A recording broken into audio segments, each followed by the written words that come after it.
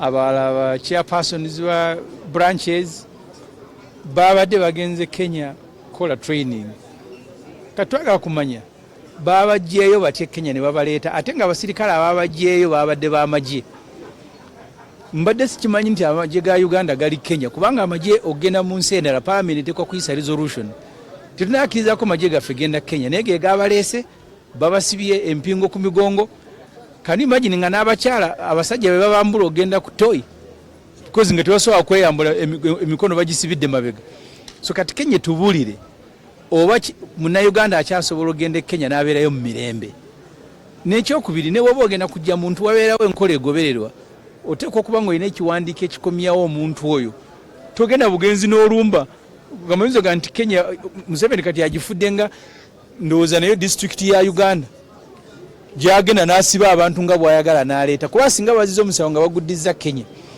baali badde basibiddwa Kenya era nga gye bavunaanibwa naye tebagoberedde nkola n'emu ejja muntu mu nsi ndala mulimu ne gwe baleese nga musajja wattu yanoonya ddaba obuddamu ali Kenya takyalina munnauganda naye bamusanze buli gwe baadde basangawo ekiro nga bayoola buyoozi ekyokubiri Kenya bukyanga batandika kwekalakaasa abantu abafudde basukka 40 bwe banaakomawo ne batuvunaana nti amagye ga Uganda ge gakuba abantu mind you olwaleero omusango ogwatusinga ogwa Congo tusasula miliyoni za dola $325 1.2 trillion kugenda Congo kolayo ebikolobero kati amagye ga Uganda gatuuse gatye Kenya bwe tunaavaawo nga ate Kenya etuvunaana nti amagye gamwe gajja wano ne gakolerawo ebikolobero so tujja kuba tubuuza parliament enkya gavumenti etubuulire amagye gaffe gatuuse gatye Kenya bwe baba baadde bagenze kukwata abatujju nti bano bagenze kubasomesa bya butujju ani yadde agenda obasomesa naye mukwate iso egamba bana abantu baba reporting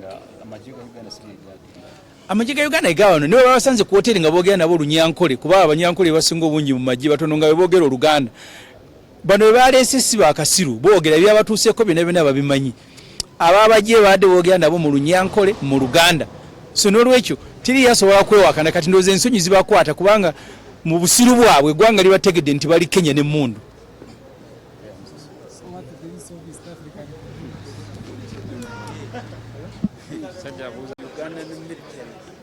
carrying guns. I don't know what the Ugandan military is doing in Kenya with guns. Because deployment of armed people in Uganda is a preserve of parliament. And if they committed a crime in Kenya, first of all, does Uganda have a jurisdiction over Kenya? That you go and pick people from Kisumu and charge them in Nakawa? So was the crime committed in Nakawa or in Uganda? That is the first issue, and I intend to raise these matters in Parliament. I want to be told what are Ugandan armed men doing in Kenya. See, in Kenya they have shot people dead during demonstrations. Maybe they are shot by Ugandans, the same way they nearly shot our people who had gone for training. But we are used to these charges. I was brought in this same court and charged for terrorism during walk to work, which eventually they couldn't sustain and downgraded to being a public nuisance. So you are dealing with people who are desperate. They first arrest you and then look for charges. It is laughable that you can collect people from a hotel attending a training at a Catholic church, and then you bring them and charge them. Maybe the Catholics are terrorists now. So we are going to ask that church to explain if the establishment is registered as a terrorist organization in Kenya. But the level of desperation can make them do crazy things. Because so what are the ingredients that they collected in a hotel and then went to receive terrorism training? First of all, someone who has gone to receive terrorism training, it means he's not even yet a terrorist. Because they have gone to receive the training. They arrive in the evening, you arrest them. Even the training that you want to accuse them, they haven't received it. Did they follow the due process to conduct the No, there is absolutely no way you are going to remove people from Kenya. And then we will be writing, first of all, to the Kenyan authority to tell us if Ugandans are no longer safe in Kenya. Because many of us go to Kenya. So if this government is going to walk there with guns and remove you from a hotel, we will, and I intend at a personal level to begin sending warnings to people who are going to Kenya, please be mindful. Kenya has become unsafe for Ugandans. Because how can people walk into your country? First of all, under the East African protocols and customs, we are no longer required to have even visas to go to Kenya. So this training could have been conducted elsewhere. So how can people be brought? No extradition order, not even charged, because if they committed a crime in Kenya, they should have been charged in Kenya. So this whole story, whoever is cooking it, but I can see, because ISO, in the budget, we give ISO about 250 billion shilling. They must account for this money. They must appear like they are working so hard. They have now discovered a cell of terrorism in Kenya and bring people. The way you have looked at them, these ones, they left Uganda today and then the following day they are arrested. And that's why they are charging them for going to Kenya to receive terrorism training. So who recruited them in Kenya? Is there an organization in Kenya that is a terrorist organization that recruits and trains people? But says they left the country on the 3rd of July and they were deported. They came back on the 23rd. So it's not true that after one day they came back. So you said they went to receive terrorism training. Did they receive it from who? Why doesn't Kenya arrest that trainer, the one who was going to give them training? Because you see, if you have arrested trainers, it means you first deal with the trainees with the trainers. So who in Kenya was teaching them terrorism? Has that person been arrested? As a legislator, where does it leave the East African community? We are going to run a campaign, very serious campaign, starting tonight, to tell Ugandans who are in Kenya, you are in trouble. Because Museveni can casually and freely walk into Kenya and pick you, whether you have committed a crime or not. So Kenya should tell us if they are still part of the African community, where we have free movement of goods and people. Uganda.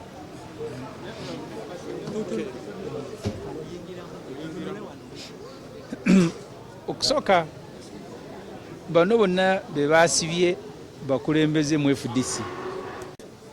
Egenda kubeera ku nsonga za communication, egenda kubeera ku nsonga za leadership generally, kubangula abakulembeze baffe mu nsonga z'obukulembeze, mu nsonga za communication, mu nsonga za leadership za governance. Ye program olunaku olw'enkya tusooka ku embassy ya Kenya tuteekeyo okwemulugunya kwaffe, kubanga tebayise mateeka g'extradition oba deportation. Omuntu wabanga ali mu ggwanga eddala waliwo amateeka g'oyitamu okumukomyawo, either mukola deportation singa aba yayingirayo mu bumenyi bw'amateeka, kooti zeeri zisobola omukulagira nti bamudeportinge, oba bw'abanga yayingirayo mu mateeka n'addizaayo emisango eri, kooti ze ziragira nti mumutikke mumuzeeyo ewaabwe. Kati kooti tewali yabatise, oba bakola extradition. Extradition kwe kubanga waleko zizze n'emisango n'obomba n'oddukanga fugitive, weekweke mu nsi endala. Gavumenti yeneesaba negamba omuntu oyo yeekwese eyo tumunoonya bulijjo yazza emisango, nga gavumenti gy'olina naye endagaano gy'aba yeekwese, extradition agreement eyeeri n'emuzza. Naye era naye eyita mu kooti bye bataakoze. Kati twebuuza, osobola okukidinappinga omuntu n'omukomyawo eno? Era ensonga emu gye twagala okutwala ku embasi ya Kenya nti amagye agaffe ag'e Uganda gayingira gatya ne gakulosinga boda ne gagenda paka Kisumu ne gayoolayo omuntu oba abantu baffe ne gabaleeta ne gabayisa ku boda nga tebasitampinze na kusitampinga, kuba ku boda tebabasitampingiramu nti bakomyewo, babasitampingira nti bayingidde naye tebasitampinga nti bakomyewo. Kati ekyo ensonga eyo gavumenti ya Kenya yekkiriza ebikolwa ebimenya amateeka ebyo, ekyo tugenda kitwala. Ekyokubiri, tugenda genda mu kooti etaputa ssemateeka, kubanga zino proceeding zimenya ssemateeka, gino emisango gimenya ssemateeka. Nga bwe ngaye tosobola kuleeta muntu n'omukidinappinga n'omugye Kenya, tewali extradition order, tewali deportation order efulumizibwa kooti zeeri, n'omuleeta butereevu mu kooti ya wano. Ekyo kimenya amateeka, ekyo tekiriiyo. Bwe balina emisango nti bagidizza Kenya, baali batwayingidde Kenya, oba balisabye gavumenti ya Kenya ne bakomyawo eno bawesebwe eno, naye toyinza bayoola Kenya n'obaleeta wano. Ekyo tekiriiyo. N'ebirala bye babatulugunyiza ne babasiba kandooya ne babayisa ng'ekyonziira ebimenya Bill of Rights eya ssemateeka, byonna tugenda biteekamu mu kooti etaputa ssemateeka. erinnya tolituwadde muzeeyi. Erinnya nkugambye bagikoze kwongera kunafuya nteekateeka zaffe zateekateeka okulaba nga tugenda maaso n'olutalo lutuliko olw'emirembe olw'okutereza eggwanga ffe nga FDC tetwetabangako mu nteeko ya butujju. Abakulembeze FDC tuyinza bayita ba terrorists. Abakulembeze abantu ba National Delegates Conference conference ez'enjawulo abamu bali ku national level bali ku NEC abalala bali mu structures ez'enjawulo National Council District n'ewalala. Tuyinza gamba nti ba terrorists tuyinza kubateeka mu kigambo kinene bwekityo tuyinza kubateeka mu musango obulabe bwekityo ate ekisuubi mu kibuga wakati bano abantu bayita mu boda nga bayise mu mateeka ga immigration. Tukimanyi nti guno omusango gwa byabufuzi, ekigendererwa kyagwo kya kutulemesa kukola nteekateeka zaffe zakweddaabulula kuorganizinga kuba tuli mu process yakwongera kwenyweza obukulembeze bwaffe okulaba nga twaŋŋanga embeera embi eri mu Uganda n'okugenda mu maaso ne struggle yaffe ey'okukyusa obukulembeze bw'eggwanga mu mirembe nga tetuyise mu kuyiwa musaayi.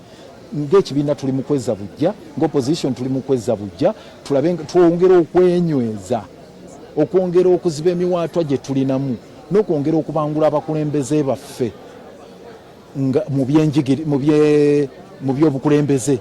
Kati ezo enteekateeka ze baagala okulinnyamu eggere ekyekigendererwa.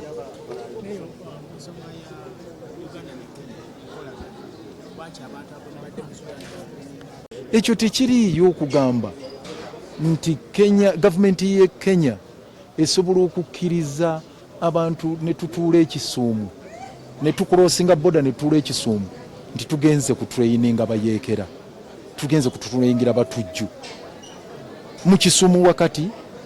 Twagala ne gavumenti ya Kenya eveeyo ku ekyo ekyogere nti abantu bakulosinze boda ne bayingira e Kenya ne bateekawo training mu Catholic Center ekisuumu nga bagenda kukola butujju. Ekyo tekiriiyo.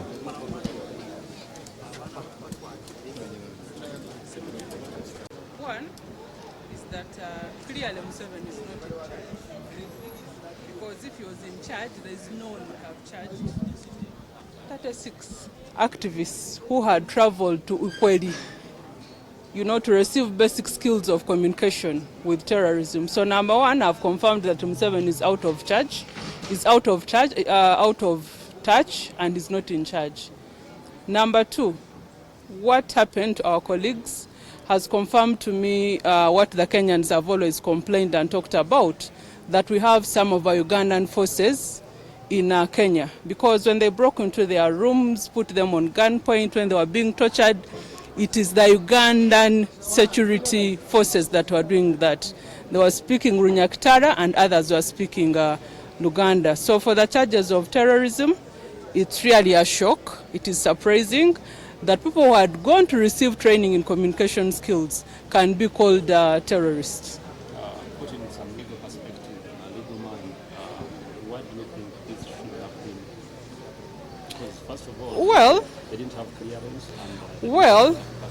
These guys had clearance because they all passed the Ugandan border. They had, they had their passports stamped in.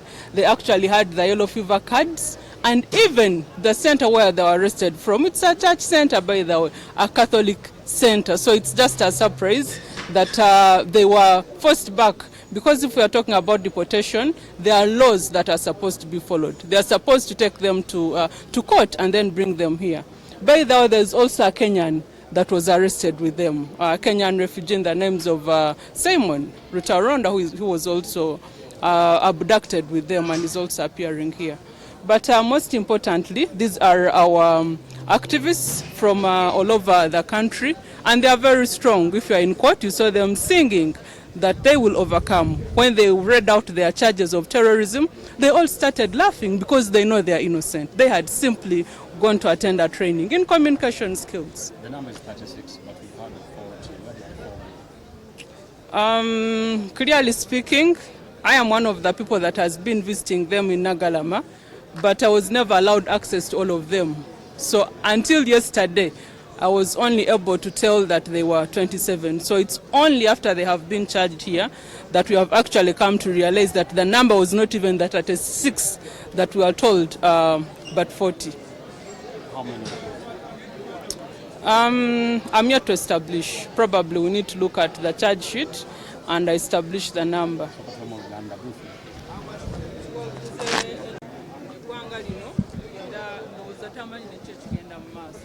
Kubanga toyinza kukeera n'okwata bannabyabufuzi ba activists 36 n'ogamba kati bano mbateeseeko omusango gwa terrorism. First of all bayitira ku border, balina passports, balina yellow fever, byonna ebiraga mbu bayitira mu mitendera emituufu. Ate ne bagenda okweri ku Catholic Center awe babasanga ne bakuba enzigi ne bajjako amasimu ne bateeka ku gun point, computers ze balina amasimu gonna bakola ki bagatwala. So kyewunyisa ng'omuntu ayali abantu abali bagenze just okusoma emisomo ya communication skills okukwatibwa ne bagamba mbu babacharginze n'emisango gya terrorism. N'ekirala ekisinze okunewunyisa oba finally kyenkonfaminze bannakenya baludde nga batugamba amagye ga Museveni gali Kenya. Nze ekyo nakyo namaze okikakasa kubanga abayingira mu rooms z'abano ba activists ne babakuba ne babakwata bali boogera Luganda babasirikale n'abapoliisi bali boogera Luganda abalala nga boogera Olunyankole. Naye bannaffe nga bwe mubalabye bonna bali strong, balina amaanyi kubanga bo bakimanyi bali innocent. Era bagenze bayimba oluyimba lwotera okuyimba we shall overcome eno struggle. So tuli bagumu era tugenda okukola buli ekisoboka okulaba bannaffe bano nga babata.